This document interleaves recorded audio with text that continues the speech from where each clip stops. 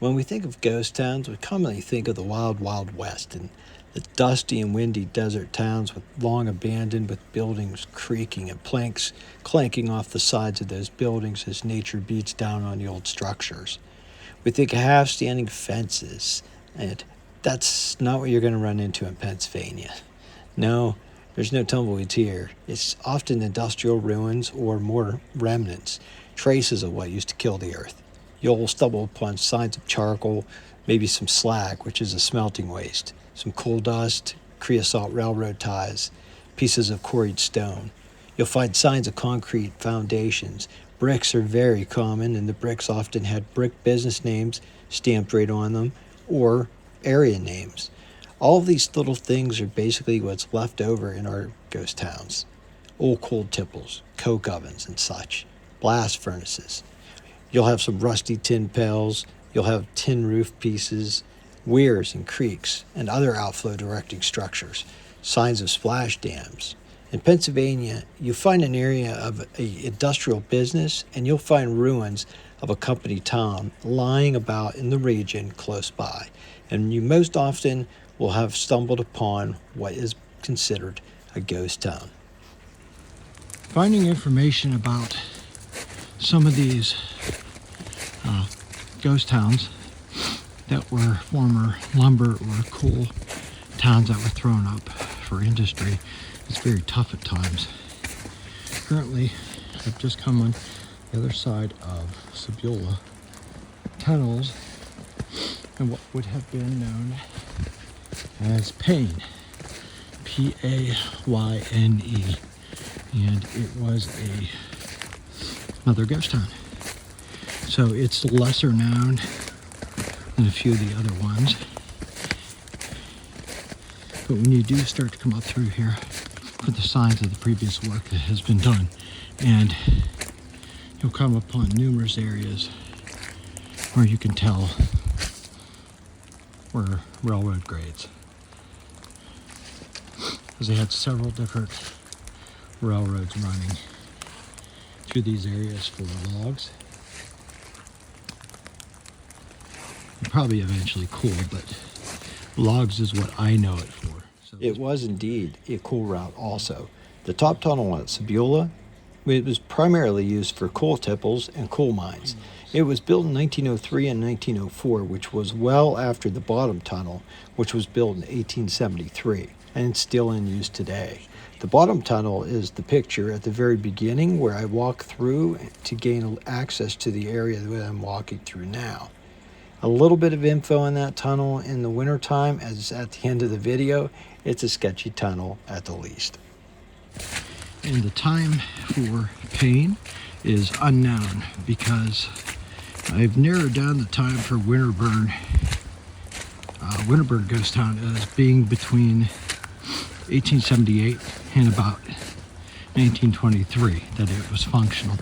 It wasn't long after that it became just, another wayward area with some houses in an outlying community from the main town of Du Bois. So Winterburn is literally pretty much just locally known. But Payne is very limited as far as its history and what people know about it. Here's another elevated area here. Now, I eventually actually found a hand-sketched note that was on somebody's old WordPress page of this exact structure. And it was a coal tipple. And once I looked at that and thought about how it was shaped, it made a lot of sense. Railroad grade, the main railroad grade, and that would come from across that way, which is the upper tunnel, which is abandoned and sealed up and used as a bat habitat.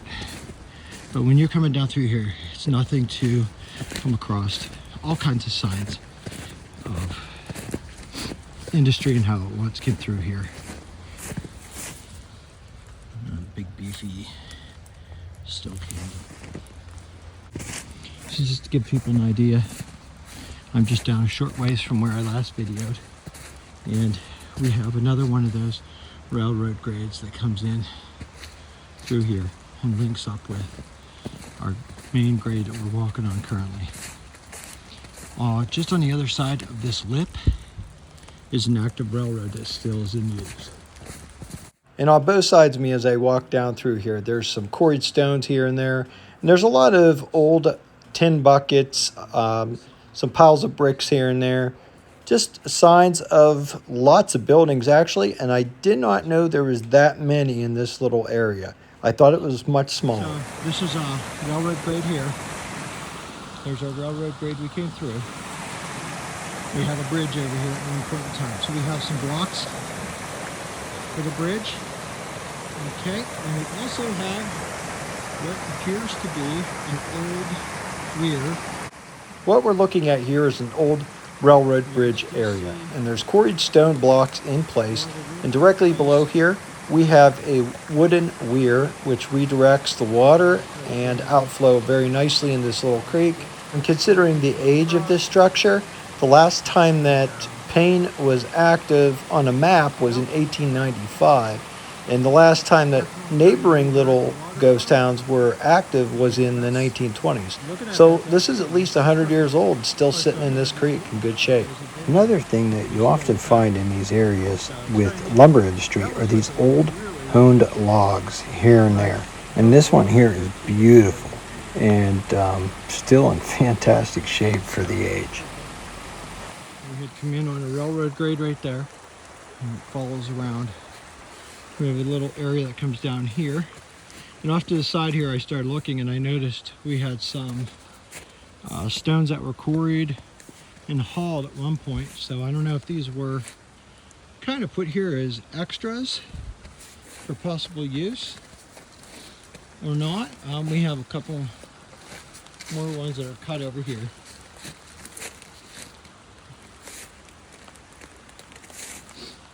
And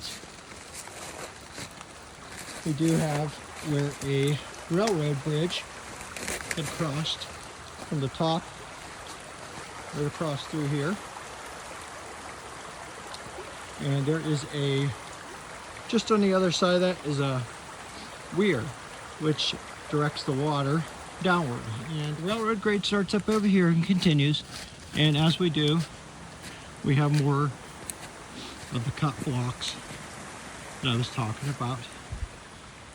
And they're all along the side here. So I thought I'd record this too. Somebody had asked me not long ago about the railroad ties and the rail lines. And they had asked what happened to some of those in areas such as this, where there's not the obvious railroad ties laying off to the sides. And the answer to that is this was used for, as I said before, the ghost town of Payne. And this particular area had been used for logging. Well, once a area got molested enough that they were moving on and going to a different area to get trees or coal, they lifted the line and moved it. And it was very common for them to take everything because they reused it.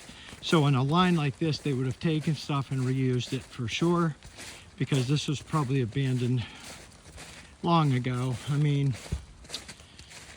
I've covered the little ghost town of Winterburn, and you know, we know that it was abandoned in 1923, and I believe Payne was abandoned well before then. So this area was probably abandoned. They probably picked up their ties, picked up the rails, reused them. And I can say that Payne is listed on an 1895 map of Clearfield County. So it is listed as being around in 1895. So here's the rail line I'm following. Down here, you do have an area that was flattened out and did have a structure through there. So in between this line that we're walking on and the active line is right across there, we have that little creek, and all of a sudden that creek becomes like a little pond, and there's a beaver dam, so they got it dammed up pretty good down here. So I actually knew somebody that used to come down here and trap. So I was told that in the village of Payne there was an area where they would bring the logs by rail, and they had walled up an area that was filled with water, and they dropped the logs in there till they went off. So if you look over here, there's a walled up area right through there, and this area up here is actually walled up, and a railroad grade going right through there as well. So this would fit right in line with, in between, you know, the Sebula tunnels, the ghost town of Winterburn, and a large holding area.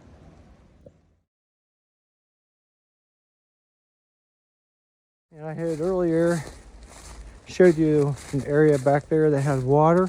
Was told it was a holding area for, I was told that there was a holding area for logs down in this ghost town of Payne, and he said there was a very large area where they held logs, and I had showed an area back here, and I'm wondering if this area makes more sense, being that it's between the active railroad and the old railroad bed here.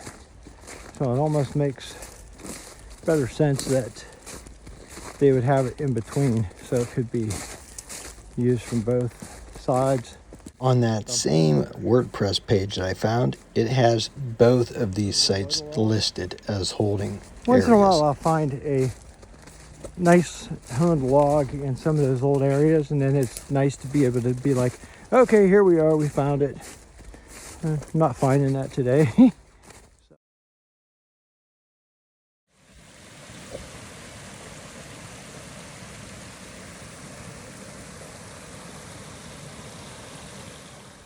So we covered a little bit of an area, which was the Payne ghost town today.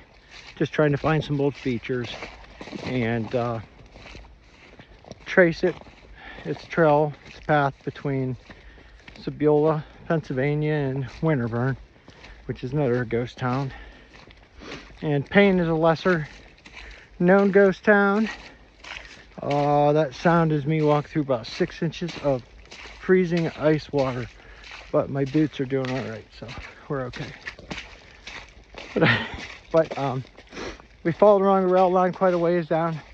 Maybe next time I won't record as much at first. I'll just get down to where I stopped recording and walk onward and see what else I can find. Maybe we'll do that in the spring or summer even. That would be pretty cool. So till later. Thanks for watching. There's another one of those weir-like structures which directs the water flow. Yeah, there's wood built up on both sides, and it goes to a little overflow there. Why am I not taking you right down there and showing you close up? Because it's a little far away yet, and to be honest, it's icy, it's cold. I'd have to go down over this, and it's a pretty good sized hill. And over there it just sucks right into the creek. So I'm already walking through some pretty thick stuff, trying to make my way through. And you're going to look at it from here for right now, unless I come back here in the spring and summer. I'll walk down in there with some energy and check it out. So I just came back up through, crossed over using my one stick like a pool ball, and that's where the bridge used to cross over. I had showed these earlier. There's these quarried stones that are all cut, and looks like maybe they used them over here at one point, and they just got them out of the way when they tore the tracks up. But as I was going through looking at them, look what I found. RJ must have carved this particular block. So one of the quarried stones, big old RJ on it. So pretty cool. I looked around, I don't see a date anywhere. So, but yeah, that's neat. A little bit of a forewarning here, because the audio is not the best, but You will hear some language, and please forgive me, but the ice chunks that are on the roof of this railroad tunnel break loose and they fall, and they're immense. And it's not always fun to make my way through this tunnel. I do openly admit that I do not like walking through railroad tunnels in the winter. At least this one. Just because it gets like an ice wall on the other side and I hate it. But on that note, see you on the other side.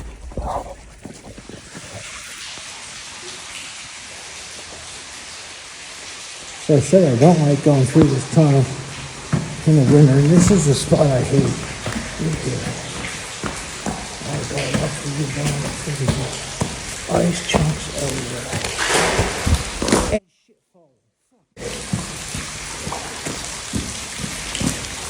Ice chunks falling. Ice everywhere. Dear God, that was a big chunk. I'm gonna look at that time in this baby. Yeah. There's a big chunk of stuff here.